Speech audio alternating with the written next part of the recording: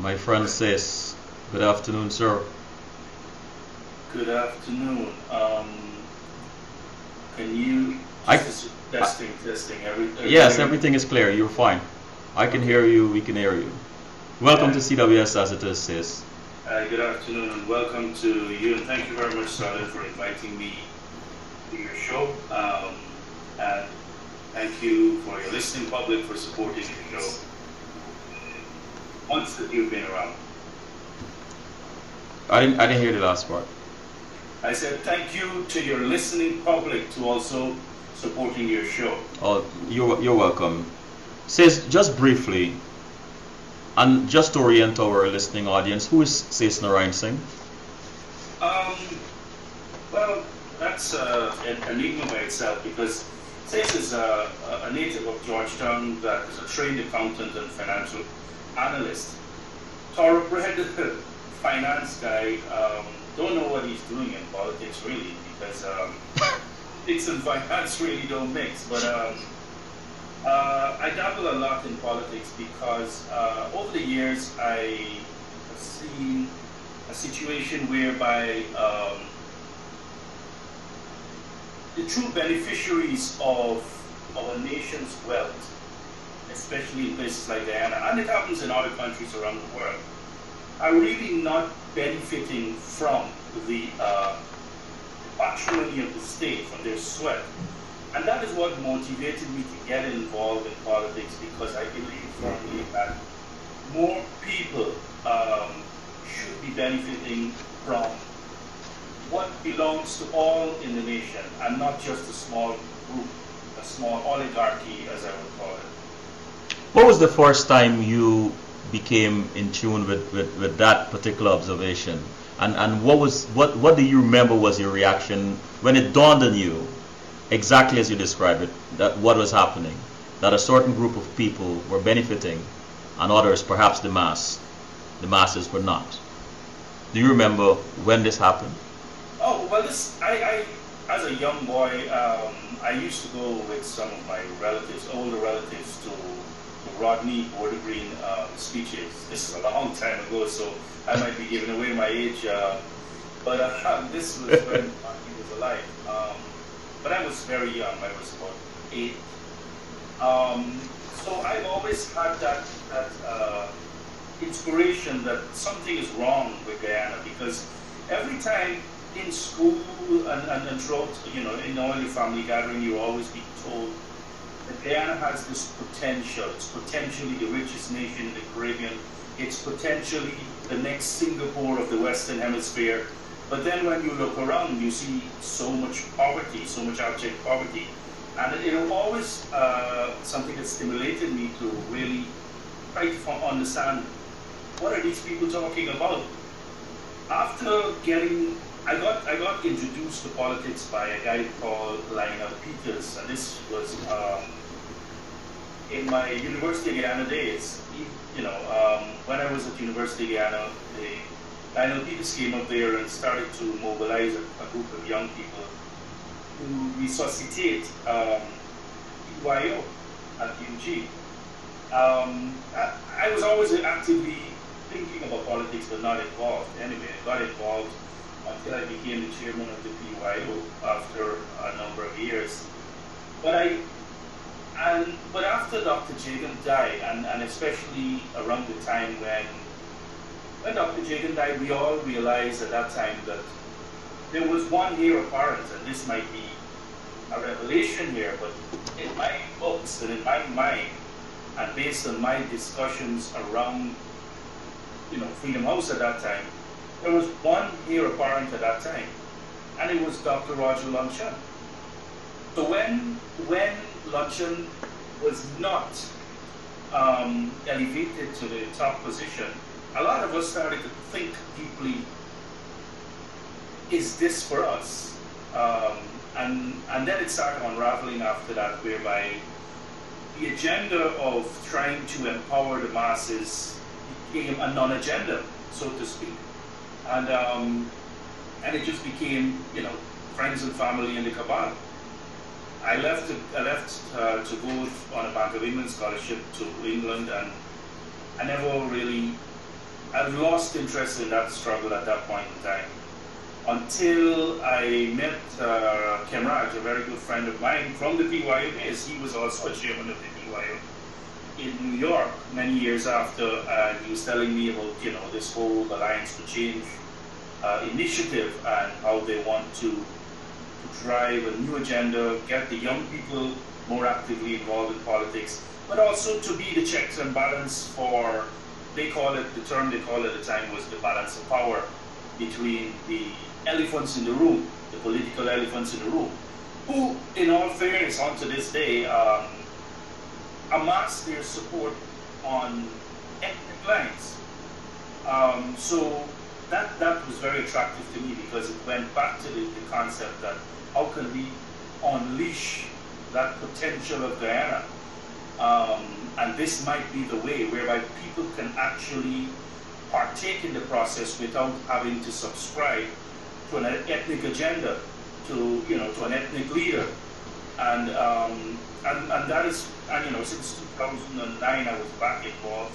I was part of the AFC campaign in 2011, took part in writing the manifesto using my core competence, because I've worked in England and the US, both in mega banks, investment banks, including Barclays Capital, and now I work in Washington, D.C. in development work. Says, if you don't mind, I was just intrigued by your political journey, or your journey in politics, so to speak, and I would like to go back into your timeline and just examine the early part. Mm-hmm. You mentioned Kemrat Ramjatan. You mentioned both of you at some point were chairman of the PYO, a youth movement, for our non-Guyanese listeners. Mm-hmm. And the two major parties, the PNC and the PPP, which you had the PYO, were the head of the PYO, you were the chairman of that party. There were ethnic lines that were used as, or perhaps tenet of these various organizations. I think the PNC had YSM. Yes. Now let me ask you this though, and because I want to see the transformation in you, because I know it is there, but I want you to explain it. Mm-hmm. Dr. Jagan, as you said, there was a definite line of succession to Dr. Lanchan. You guys, some of you became disillusioned with what you were seeing. I want to ask you eventually how much damage you believe that what was not followed through, as Dr. Jagan would have wanted, how much damage did that do to the party and to the country eventually? But let's park that for a moment. What I want to know is, what did you notice then, right? Being chairman of the PYO, what did you realize was wrong for the country that made you decide, listen, I have to shift? And what did Kemraj say to you that resonated with you? Tell us. Well, I mean, Ramjatan from the inception has always been a thinker in the party. And you know what? I'll tell you something. One of the things, a lot of people might have said a lot of things about Dr. Jagan, but he's always receptive of ideas. Mm-hmm. He's always receptive, and if there's anybody who I've known in my life who has never looked at a human being from the perspective of their race, it was Dr. Jagan and Ramjatan. Because the idea was they value people about what contribution they were going to make for Guyana. And everybody who was in the PPP at that time knew that the trendsetter of ideas in the 90s was people like Dr. Lanchan. Mm. And he understood the movement that we were trying to build, basically of how to transform Guyana economically so that more of the people can benefit from more of the resources. So the question that you ask, more of the resources. So the question that you ask is, when did I start to see a change is when I realized that that model was not going to be implemented. It was more a matter of, and a statement that I never believed until now was when Janet Jagan came back from Washington and said, Shetty whispered into my ears that I must be the new, successor. I never believed that statement, ever, because I thought it was a fraud. So immediately after that, and then you realize that there was a very small business cabal that started to invade the party, not for the perspective of let's see what we can do with regards to developing programs and policies that will benefit more of our people, but more a matter of how we can lock off segments, economic segments of the economy for our own well-being, and of course our political sponsors. So those things started from very, very early. I mean, even when Dr. Jagan was alive, I remember there was something called a stone scam. There was the milk scam. These things there were two senior businessmen in the PDP at that time who were behind these things. And one of them was also a minister in that stone scam. So even from that early days, there were elements within the organization who had lost touch with the dream, the ideal of we're going to build an economy that will become the best in the Caribbean. That was the idea, that was the dream, that we were going to be the trendsetter in the Caribbean to be able to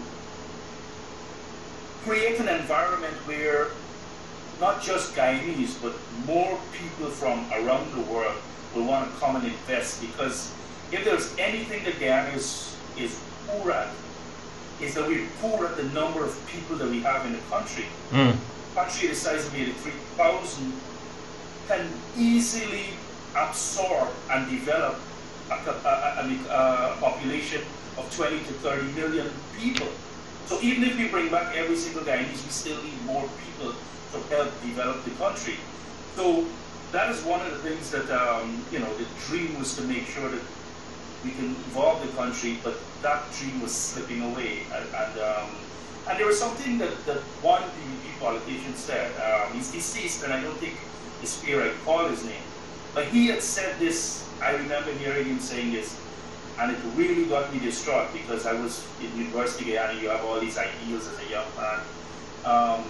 And he said, East Indian people will never vote for a black man. I thought that was like pathetic, because the way we, the younger generation who were going to university and had and were going towards getting a tertiary education, the way we connected with Dr. Luncheon every time he's around, it was phenomenal, because he understood us, we understood him, he understood a dream, and we were all going in that direction.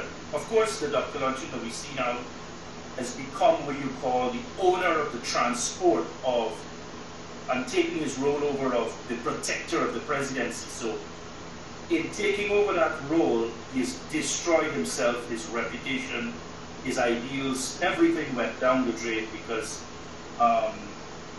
his role now is the protector of the presidency, even if the person who occupies the presidency is unfit and improper to be a president. What is your greatest disappointment in how Dr. Luncheon philosophy or how he has evolved? What is your greatest disappointment? Well, as I said, he's moved from somebody who was thinking about the country to someone who's now just taking care of a piece of real estate. Right. His job is exclusively making sure that whoever sits in the chair of the presidency is protected. Before we get into the whole managing of our post-elections expectations, I'm just curious. What was the appeal? What was the appeal of the PYO in your time as a young man growing up? Well, the PYO has a long history. We could never discount that. The PYO has a history since from our pre-colonial days, as the vanguard movement that mobilized young people for colonial freedom, one. And then in the period when elections were considered questionable and not free and fair, it was the vanguard movement that was there agitating at the grassroots level for free and fair elections. Bottom line, it lost some of its impetus in the 90s.